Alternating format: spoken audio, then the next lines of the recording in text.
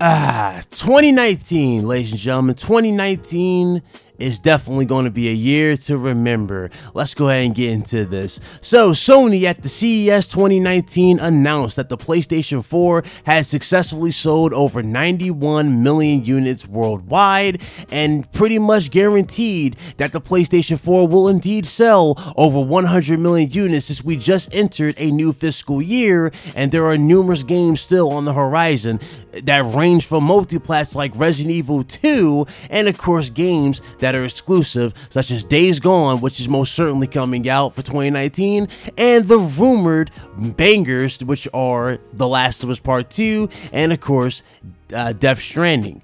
Now, another thing that's pretty interesting about the situation is CES 2019. Now, a lot of people thought at CES 2019 Sony was going to show off the PlayStation 5. Now, let's definitely break this down, and let's most certainly get into this topic real quick. The PlayStation, okay, whenever Sony announces a PlayStation console, they usually have their own separate event strictly for PlayStation, just like they did for the PlayStation 4 back in 2013 on February 20th. The PlayStation 4 had its own legit event that was strictly PlayStation everything. Okay, that is what Sony is going to do with PS5. CES is an event where they show off their other divisions and what they are working on and what they possibly have for the future. As you clearly saw at CES 2019, Sony strictly focused on their cameras.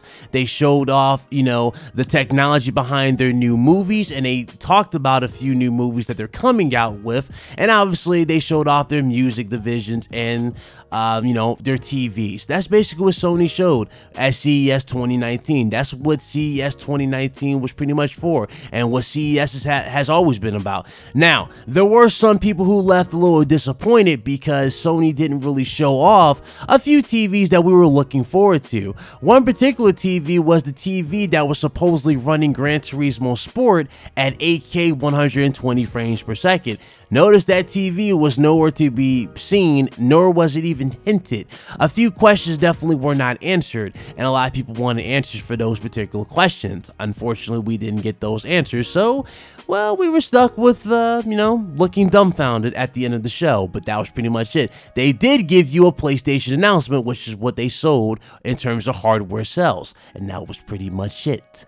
Now, back to the point here. With CES, a lot of people just do not understand what's the point behind CES, and there you go. I explained it. That's what CES is about. So, for the people who claimed they speculated that, people were overblowing CES, CES is an event, ladies and gentlemen, that people were looking forward to. A lot of people look forward to new technology. A lot of people look forward to new announcements, and that's what CES is for, and that was the purpose behind CES. Okay? So, moving on. Now let's get into the gaming portion. So, with 2019 literally here and numerous games on the horizon, and with numerous games potentially going to be released, it is most certainly going to be an interesting year, and most certainly going to be the year where we most certainly look back on the PlayStation 4 and the Xbox One and just, marvel at how it's pretty much going to end. 2019, ladies and gentlemen, it's not just going to be the release of these supposed games. It's actually going to be the reveal of something else. Now, just because I say reveal does not mean it's going to actually release. A lot of people get mixed up with reveals and releases. When we say reveal, that means you're going to get the actual hardware specifications, you'll get the actual hardware in terms of how it will look, and then they'll give you the release date at a later point. Most likely at the end of 2019, you will get the release date for the PlayStation 5, and the PlayStation 5 will most certainly release in 2020. That is what Sony is going for. But another thing that's pretty interesting in terms of games is one particular game, and that is Ghost of Tsushima. Ghost of Tsushima is a game that I most certainly was speculating was not going to be ready in time. Even though I thought it could be done And even though with all the specification and all the, or not specification, but all the speculation being said about this game, I figured this game was not done. I figured Sony would probably hang on to this and probably treat this like they did The Last of Us last generation. They'll use this as a game to launch the PlayStation 5 as well as being on the PlayStation 4 and be more of a cross-gen game. Now, before somebody goes, well, Ryan, that doesn't make sense. Why not just use The Last of Us Part 2? The Last of Us Part 2, come on, let's be real here. Sony usually likes to do this. They like to go out with something new and intriguing to build something. I think The Last of Us Part 2 will most certainly, it's going to be obviously the most anticipated game for everybody. That's everybody's most anticipated game on the PlayStation 4. So, you know, so to speak. A lot of people more respect or hype for The Last of Us Part 2. Ghost of Tsushima is just one of those games that's just an icing on the cake, pretty much. And you can end the generation with. And since they're going to go with potentially being a cross-play game, where it's going to be on PS5 with enhanced visuals and, of course, PS4, it is most certainly going to be a game to look forward to for next gen. I think that's what they want to do. Just like how Nintendo did Legend of Zelda. They used Legend of Zelda to push the Nintendo Switch. And you notice how that paid out pretty well. They had quite a good success with that. So I think Sony will most certainly carry on that particular trend with Ghost of Tsushima. And it's fine. It's fine that they will do it. It's not like it won't come to PS4. It's going to be on PS4, but it's also going to be on PS5. It's going to be both. It's going to be the jack of all trades, so to speak, on 2 platforms. So it's not going to be like, oh, it's not playable or you cannot get it. No, you're still going to get Ghost of Tsushima on the PS4. The PS4 will still be supported as the PS5 gets introduced and eventually pushed, just like they did for the PlayStation 3. The PlayStation 3 and the PS2 still got supported for the longest. PS3 is still being supported as we speak, you know? So keep that in mind. Longevity is still there for the PS4, and they're not going to leave that anytime soon. Now, what's interesting about 2019, especially coming off the information that recently just leaked or was revealed, I'm sorry, according to Metacritic. According to Metacritic, again, with them stating that there was literally no competition basically in 2018, and it was pretty much one-sided with Microsoft not having a single game that scored high on Metacritic. That should tell you something about next generation, and that should tell you something about 2019. Now, 2019 looks a little better. They do have Gears of War 5. They do have Halo Infinite that does look a little promising, but one particular game out there that a lot of people are kind of looking at it like iffy is Crackdown 3. But they do have 2 out of 3, supposedly, potentially 2 out of 3 here that could be good. When you look at 2019 and then you go into the next gen consoles, especially with the fact that they're going the streaming route, and we have a lot more companies definitely following the trend with Nintendo supposedly going the route, it is most certainly going to be an interesting next generation. Now, you guys already know how I feel about these consoles supposedly being Steam machines and acting like Steam machines, where they have 3 particular price points.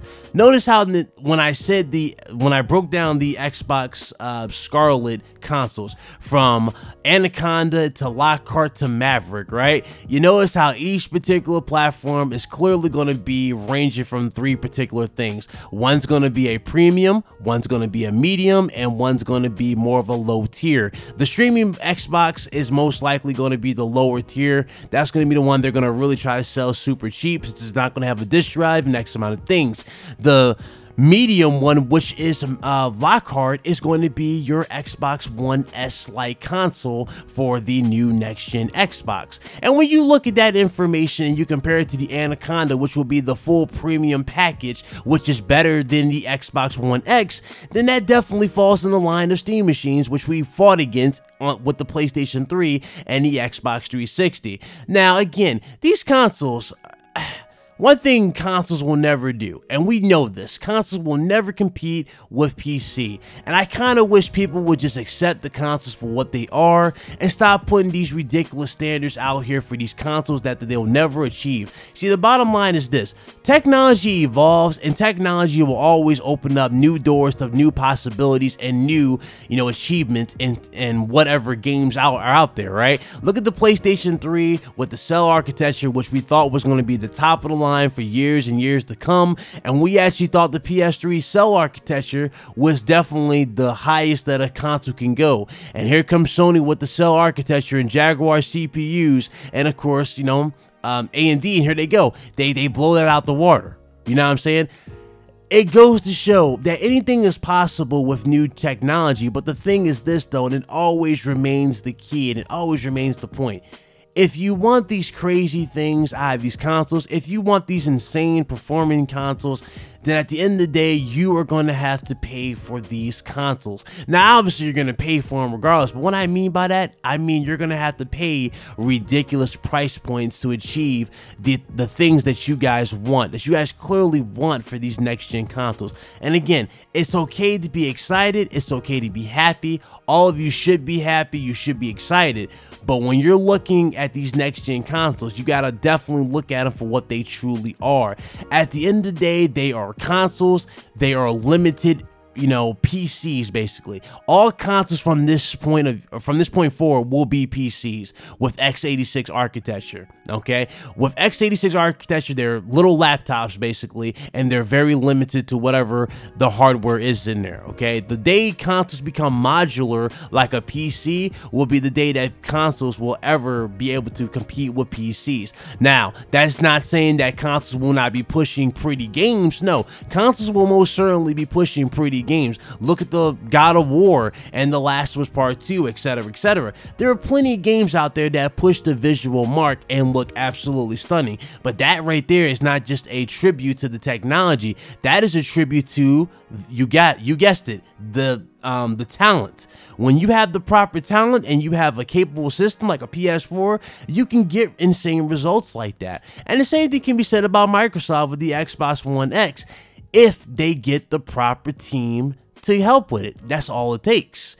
And a lot of people just take these consoles and really put these ridiculous,